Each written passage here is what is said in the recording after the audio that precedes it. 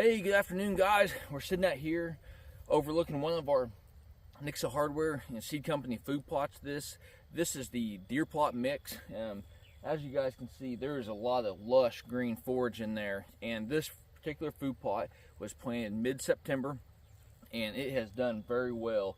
The steps that we took there, we came in there with the Swisher rough cut, went ahead and knocked down all the vegetation where we were going to plant, and then 2 weeks later we came right back in there with the Horror sprayer, sprayed all that vegetation with the glyphosate 41, and anything that was coming back up was instantly killed. Another 2 weeks later there, we came right back in here with the Tough Line disc shortly after any kind of rainfall there.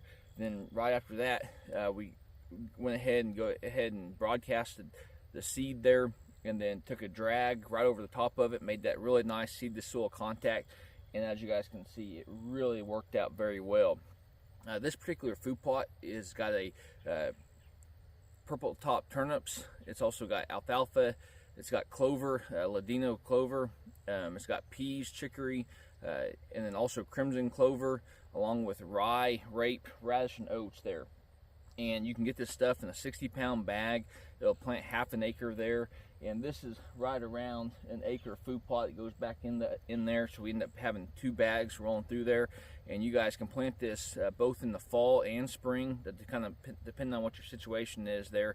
But from August 20th would be the first time, and then all the way into November 1st. So if you find yourself in a situation where maybe you planted early on and we just didn't get the rainfall that particular year, you can definitely come back in there and plant that stuff again, or just wait and see what that vegetation grows up into. As long as you got that stuff underneath the ground, your seed's probably going to be okay there. And then also in the spring, you can plant this stuff February 20th there on into April 20th. And the only time I'd be planting this stuff really in the spring is if it was a brand new property that I've got lease wise, where we've just purchased the thing and we want to kind of get the inventory on seeing what the core bucks are, along with really just core deer. And so we just go ahead and put that stuff in there, and I've done that a time or two on some pieces of property, but just not very often.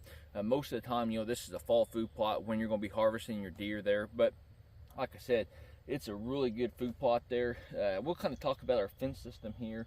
We run cattle on this particular piece of property, but this area right here that's backed up with that major bedding area, and we got a small little creek running through here, it works out really well to go ahead and keep those cattle off this food plot. So we went ahead and we put a four-row barbed wire fence in there, and it really has worked out well.